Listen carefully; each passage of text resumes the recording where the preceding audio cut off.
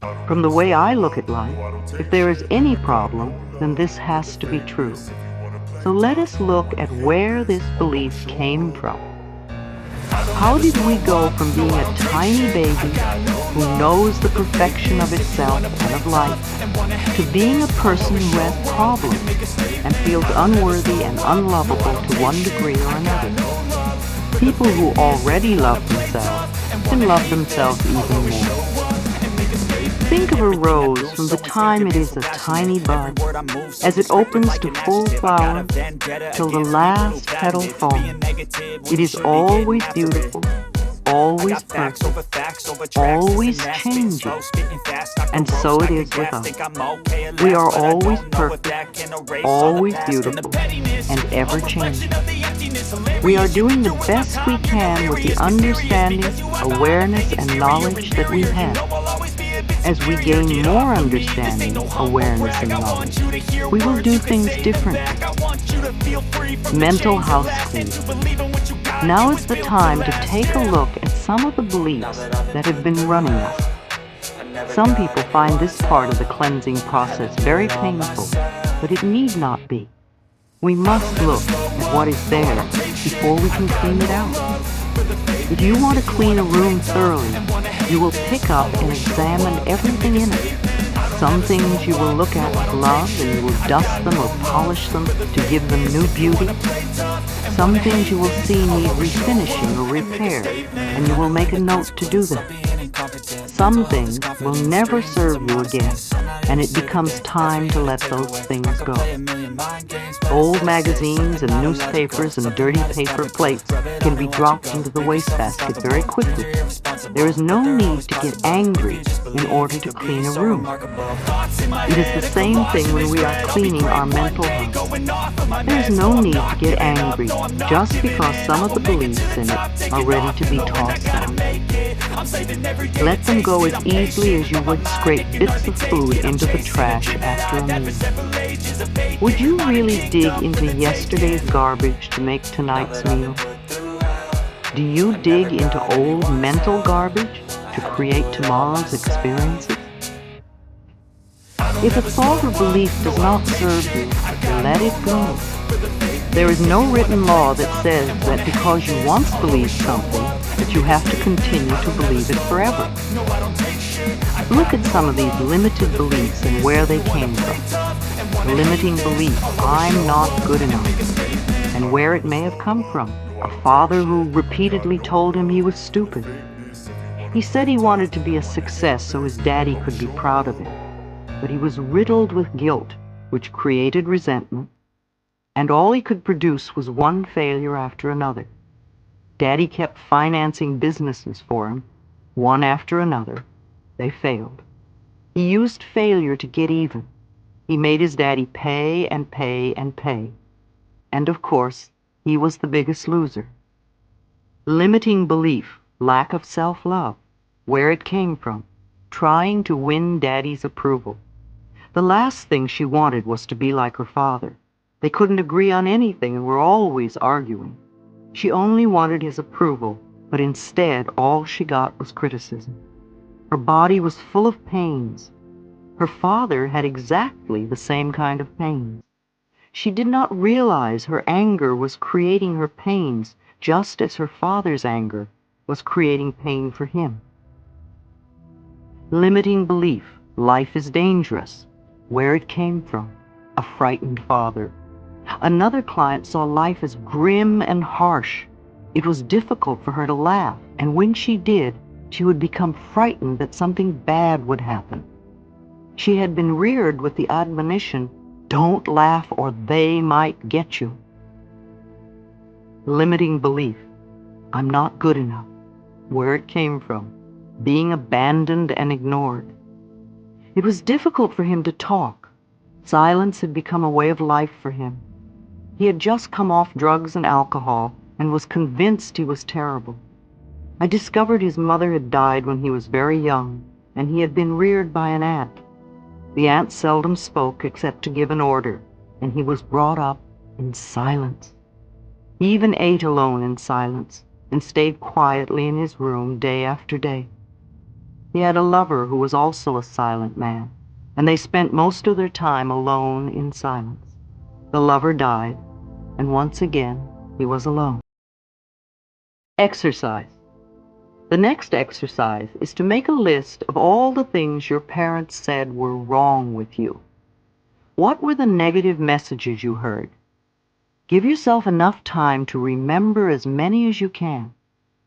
What did they say about money? What did they say about your body? What did they say about love and relationships? What did they say about your creative talents? What were the limiting or negative things they said to you?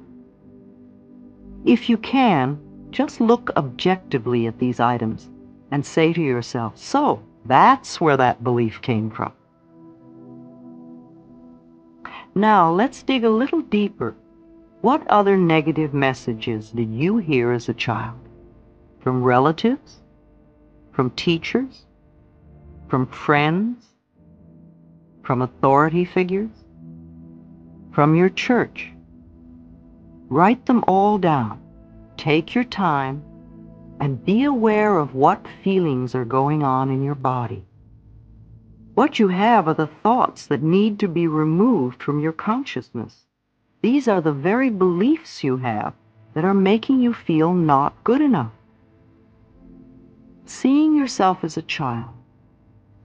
If we were to take a 3-year-old child and put it in the middle of the room, and you and I were to start yelling at the child, telling it how stupid it was, how it could never do anything right, how it should do this and shouldn't do that, and look at the mess it made, and maybe we hit it a few times, we will end up with a frightened little child who sits in the corner, or one who tears up the place. The child will go one of these two ways, but we will never know the potential of that child. If we take the same little child and tell it how much we love it, how much we care, that we love the way it looks, and love how bright and clever it is, that we love the way it does things, and that it's okay for it to make mistakes as it learns, and that we will always be there for it no matter what, then the potential that comes out of that child will blow your mind. Each one of us has a 3-year-old child within us, and we often spend most of our time yelling at that kid in ourselves. Then we wonder why our lives don't work. If you had a friend who was always criticizing you, would you want to be around that person? Perhaps you were treated this way as a child, and that is sad. However, that is a long time ago, and if you are now choosing to treat yourself in the same way, then it is sadder still. So now, here in front of us, we have a list of the negative messages we heard as a child. How does this list correspond with what you believe to be wrong with you? Are they almost the same? Probably yes. We base our life script on our early messages. We are all good little children and obediently accept what they tell us is true. It would be very easy just to blame our parents and be victims for the rest of our lives. But that wouldn't be very much fun, and it certainly wouldn't get us out of our stuck position.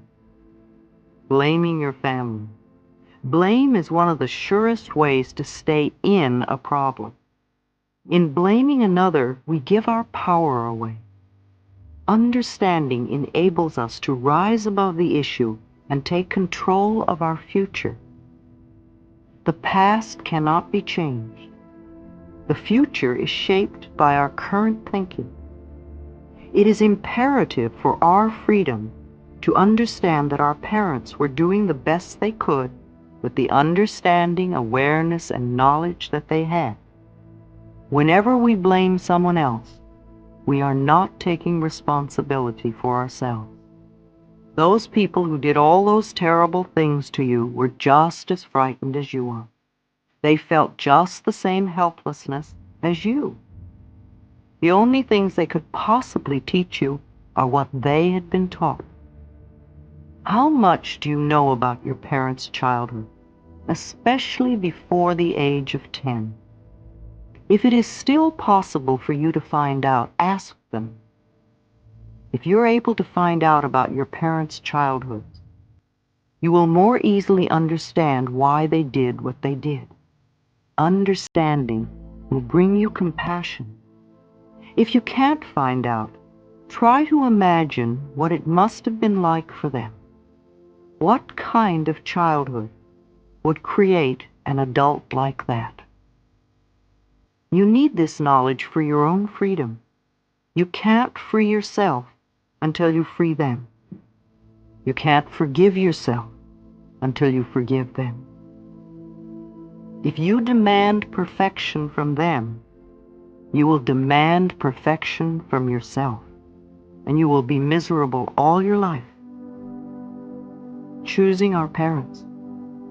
I agree with the theory that we choose our parents. The lessons we learn seem perfectly matched to the weaknesses of the parents we have. I believe that we are all on an endless journey through eternity. We come to this planet to learn particular lessons that are necessary for our spiritual evolution. We choose our sex, our color, our country, and then we look around for the perfect set of parents who will mirror our patterns. Our visits to this planet are like going to school. If you want to become a beautician, you go to beauty school. If you want to become a mechanic, you go to mechanic school. If you want to become a lawyer, you go to law school. The parents you pick this time around are the perfect couple who are experts in what you have chosen to learn. When we grow up, we have a tendency to point our fingers accusingly at our parents and say, "You did it to me." But I believe we chose them. Listening to others. Our older brothers and sisters are like gods to us when we are little. If they were unhappy, they probably took it out on us physically or verbally. They might have said things like, "I'll tell on you for," instilling guilt. "You're just a baby, you can't do that. You're too stupid to play with us." Teachers at school often influence us greatly. In the 5th grade, a teacher told me emphatically that I was too tall to be a dancer. I believed her and put away my dancing ambitions till I was too old to make dancing a career. Did you understand that tests and grades were only to see how much knowledge you had at a given time? Or were you a child who allowed tests and grades to measure your self-worth? Our early friends share their own misinformation about life with us. The other kids at school can tease us and leave lasting hurts. When I was a child, my last name was Lunny, and the kids used to call me lunatic. Neighbors also have an influence, not only because of their remarks, but also because we're asked, "What will the neighbors think?" Think back to what other authority figures were influential in your childhood. And, of course, there are the strong and very persuasive statements made by advertisements in periodicals and on television. All too many products are sold by making us feel we are unworthy or wrong if we don't use them. We are all here to transcend our early limitations, whatever they were. We are here to recognize our own magnificence and divinity, no matter what they told us. You have your negative beliefs to overcome, and I have my negative beliefs to overcome. Self-loathing has become a very normal thing for people. It has become such a habit that whenever something goes wrong, we tend to belittle ourselves to the point that it physically starts affecting us. Louise Hay has said that people need to come out of this norm of devaluating ourselves, and rather than trying to fix the problem at hand, work on the roots of where self-negativity comes from. And in most cases, the source of all the bad is the lack of love we feel for ourselves. Based on her words, when we start loving and respecting ourselves, things which cause us pain and anxiety won't affect us. Rather, if we have self-love, these emotions will not be able to even approach us, as we will have the strength to carry on either way. Well, I hope you guys enjoyed the video, and do make sure to share your thoughts with us in the comment section.